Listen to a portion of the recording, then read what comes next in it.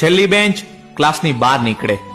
એક એવા શબ્દો જે બીજાને તો સજા લાગતી, પણ અમને આ સાંભળીને કેટલો આનંદ થતો ને એ કહી ના શકાય. છેલ્લી બેન્ચ એટલે બહાદુરોની ટોળી, છેલ્લી બેન્ચ એટલે હાસ્યની ગોળી.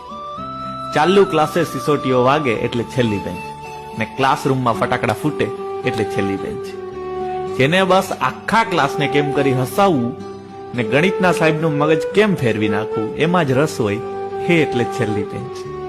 છેલ્લી બેન્ચ એ ખાલી શબ્દ નથી, એક એવી જિંદગી, એક એવો સમય છે જેમાં આપણે એટલું હસ્યા, એટલું જીવ્યા જેટલા આજ સુધી ફરી ક્યારેય નથી હસ્યા. જિંદગીભર આપણો સાથ આપનાર ભાઈબંધો પણ એ છેલ્લી બેન્ચના જ સાથી હોય છે.